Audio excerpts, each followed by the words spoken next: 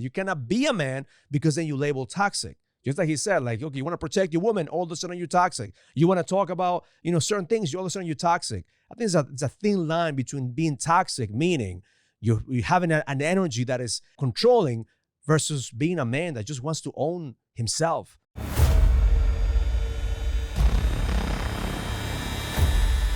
Welcome to the King's Code Podcast.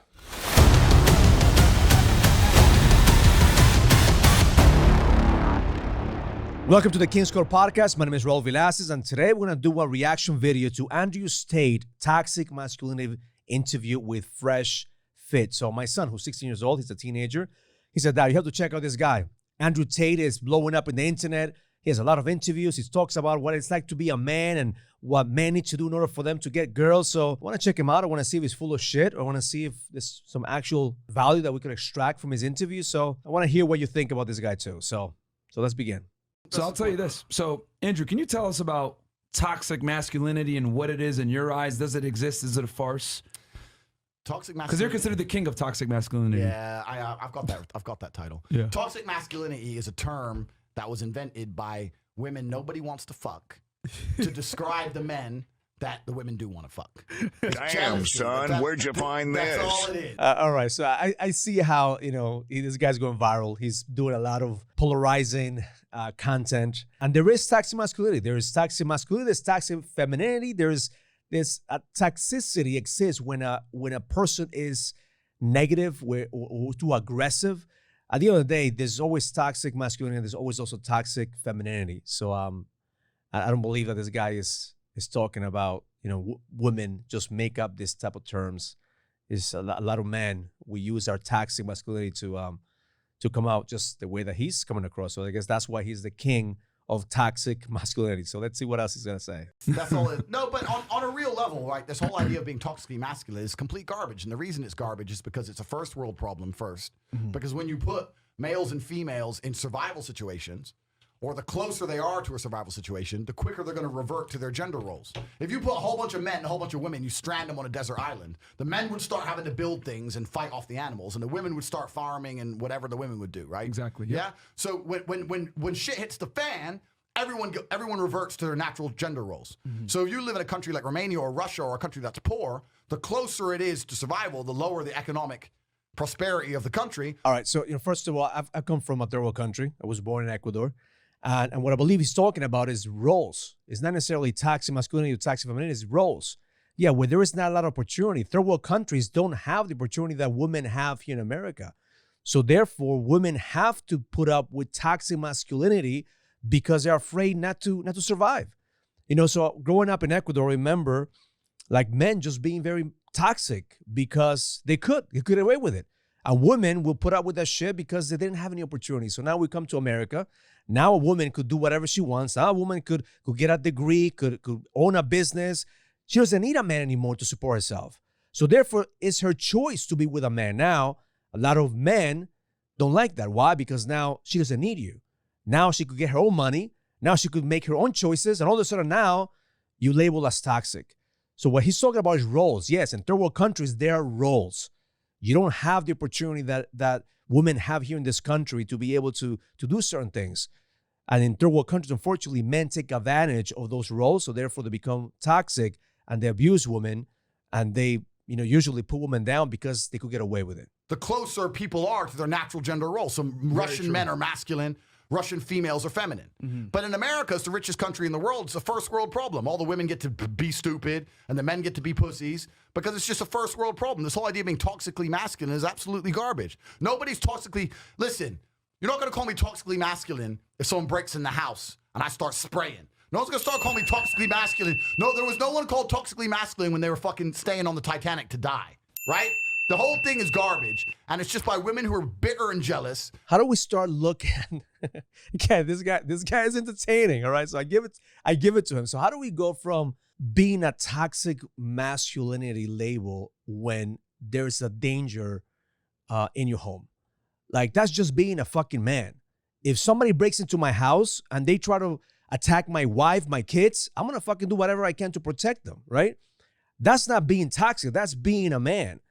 If something's going on in your neighborhood and you have to protect your family, people around, that's just being a man. It's not about being toxic. It's about being a man. So now the way I look at it, toxic masculinity is when you use your energy to put women down instead of lift them back up. But protecting them and being a hero and being the protector and showing up for women, that's just what a man does. Trying to insult and demonize men for being natural to their instinct.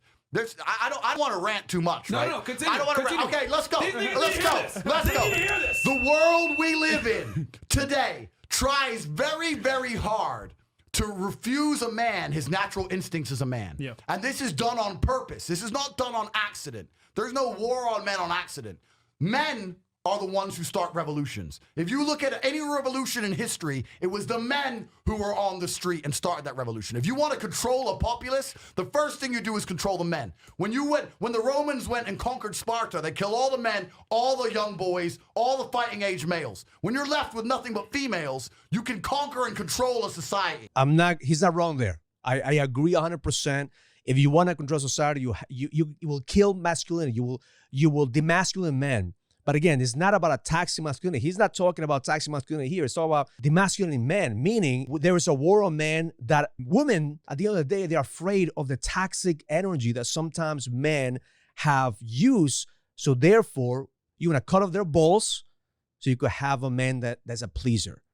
And that's what we have. He's right on that. Right now in America, we having a war. You cannot become a man. You cannot be a man. Not become a man. You are a man. You cannot be a man because then you label toxic. Just like he said, like, okay, you want to protect your woman, all of a sudden you're toxic. You want to talk about, certain things, all of a sudden you're toxic. I think it's a thin line between being toxic, meaning you're having an energy that is controlling, versus being a man that just wants to own himself, that wants to make decisions. Yes, right now we're going through a lot of changes. And right now a lot of men are confused. Because if they want to step up, they label toxic. If they want to say certain things, they label toxic. I get a lot of fucking heat because the way that I talk, the way that I position myself is because that's what the society we live in right now.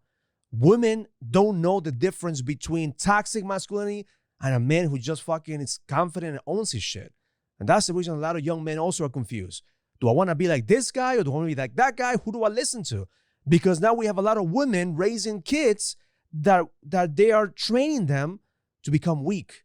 That's what we have right now. Weak men create bad choices and weak men create bad times. That's what we're going through right now in this country. A lot of bad decisions that were made, we're paying the price right now.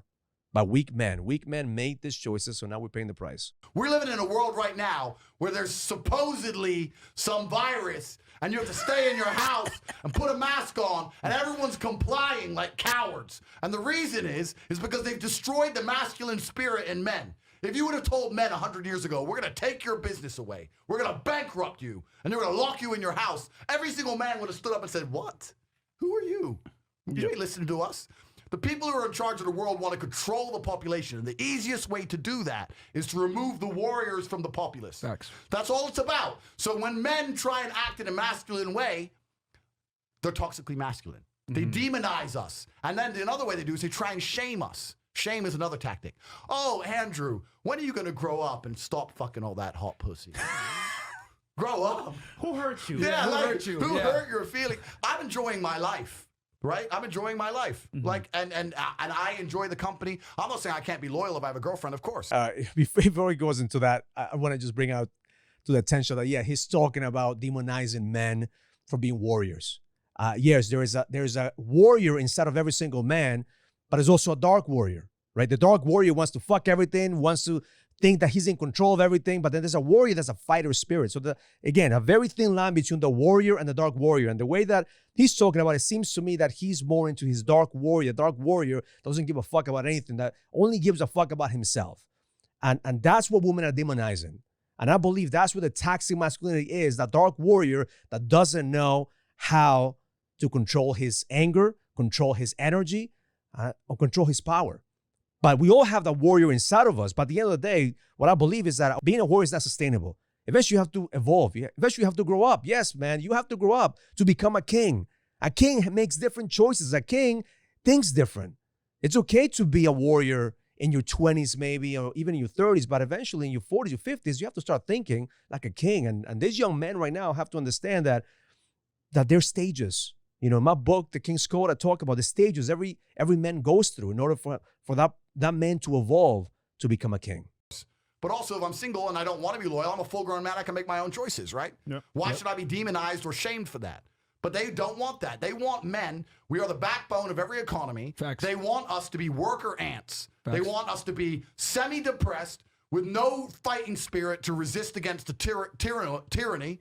They want us paying taxes as tax slaves in a sexless marriage with kids who don't respect us. No one talks about male depression. Nobody cares if the men are miserable. Nobody cares. As long as we pay our taxes and we don't divorce her because we're scared of losing the house, and we continue to raise those kids and sit there while she refuses to give you a blowjob more than once a year, that's all the government wants from men. Yep. That's all they want from us. That's it. And that's why toxic masculine or toxic masculinity was coined. It was another weapon, a weapon against your natural instinct as a man to rebel. That's what it's all about. All right, he's talking about sedated warriors. He's talking about the stage of being a sedated warrior. Yes, I agree 100%. The moment that you get to a level that you just don't care no more. You don't have the energy. You want to fight for your kingdom. You don't want to fight for your marriage. So you involve in a sexless marriage. You just do enough just to get by. I agree with the fact that there's a lot of sedated warriors out there. And yes, we don't talk enough about men's mental health. We don't talk enough about how do we sharpen our edge. I may not agree with everything that he says, but he's not wrong either in a way of helping men to realize like, shit, you could be a sedated warrior until you wake the fuck up and realize that your family needs you to lead. Your family needs you to level up. Your family needs you to stand up. You don't have to be the dark warrior. You don't have to fuck everything that comes your way, but you have to fucking lead. You have to realize you could be stuck in the warrior stage or the dark warrior stage, or you could be stuck in the sedated warrior stage, but eventually you have to become the king you were destined to be. And I believe that's what this country needs. It needs men to stop playing games and blame the government, blame everybody else, because nobody's here to blame anybody. Nobody's responsible for your shit except for you. As a man, we have to take ownership and responsibility. If you're in a sexless marriage, it's your fault. If you're not making the money that you're making, it's your fault. If you feel like the government or everybody else is against you, it's your fucking fault. Grab your balls, look at yourself in the mirror, and tell yourself you're a badass motherfucker and just getting started. Sometimes we all need to be reminded that we are our worst enemy. And we have to talk more about this. Depression, men's mental health with anxiety, the fear, sedation, because being stuck in that sedated warrior stage is poison for your soul. So I hope you enjoyed this reaction video. I really enjoyed this video of Andrew Tate.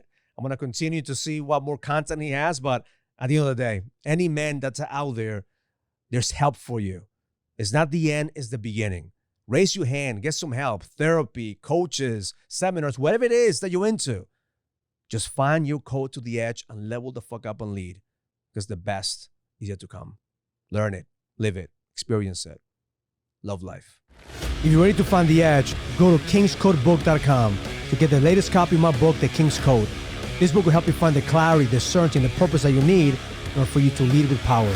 Go to kingscodebook.com and find your code to the edge now.